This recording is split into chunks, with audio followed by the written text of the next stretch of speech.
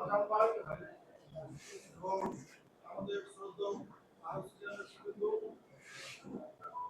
পরিবারের চেয়ারম্যান আমাদের সমাজ পরিদপ্তরের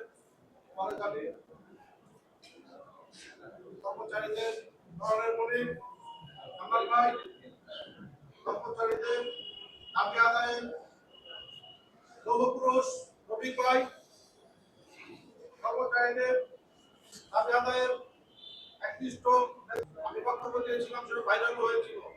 আজকে আমি দেখছি সেই বক্তব্য পরতে মিলে যাচ্ছে। আমরা সকলের উদ্দেশ্যে বলতে চাই, আবু সাঈদ মুক্ত শেষ হয়নি যুদ্ধ, আমাদের কর্মচারীদের যুদ্ধ এখন বাকি আছে। আমরা বলতে চাই 1952 সালে ভাষা আন্দোলন হয়েছিল ঢাকা বিশ্ববিদ্যালয় থেকে, 1971 আন্দোলন হয়েছিল ঢাকা বিশ্ববিদ্যালয় থেকে, 1924 সালেও ঢাকা বিশ্ববিদ্যালয়ের নেতৃত্ব দেওয়ার কারণে ব্রিটিশ সরকারের পতন হয়েছে। আমি উপদেষ্টা অর্থ উপদেষ্টা মহোদয়কে বলতে চাই, আজকে 2025 কর্মচারীদেরকে নিয়ে আপনি খেলবেন না।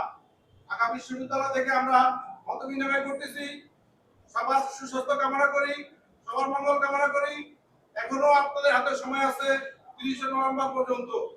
এই 30 নভেম্বরের মধ্যে আপনি আমাদের ন্যায্য অধিকার দিয়ে দেন।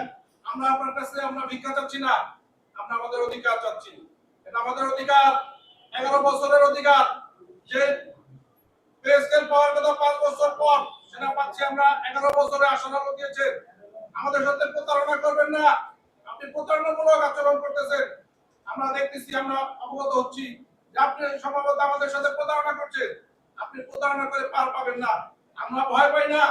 এই পে স্কেল ঘোষণার আগে আপনারা কেন আইন পাস করেছেন, যাতে কর্মচারী কোনো কথা না বলতে পারে। ঠিক তার কিছুদিন পরেই আপনারা বললেন যে পে স্কেল ঘোষণা করলাম। পে স্কেল ঘোষণা করার পরে 6 মাস গিয়েছে, 6 মাস বসে বিভিন্ন সংগঠনের নেতৃত্বকে শুনানি নিয়েছে, কোনো মহিলাকে হয়েছে। আপনি কেন এই ধরনের কথা বলছেন? আগামী 30 নভেম্বরের মধ্যে যদি আপনি পে স্কেল সম্পূর্ণ করে প্রজ্ঞাপন জারি না করেন, আমরা আপনাকে অপসারণ করার জন্য, অবঞ্চিত ঘোষণা করার জন্য সাংবাদিক সম্মেলন করব। সাংবাদিক সম্মেলন করে আপনাকে ওয়ার্নিং দিব। আপনি যদি তাতেও না করেন, 30 নভেম্বরের পরে আপনাকে আমরা অবরোধ করে সচিবালয় থেকে টেনে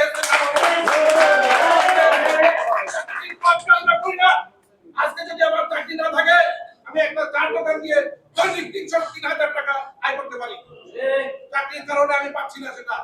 যেহেতু চাকরি একটা সম্মানের জিনিস, সোনার হরিণ পিছনে ঢুকে গাদার পিছনে আমরা এখন ঢুকতেছি। আমাদেরকে আপনারা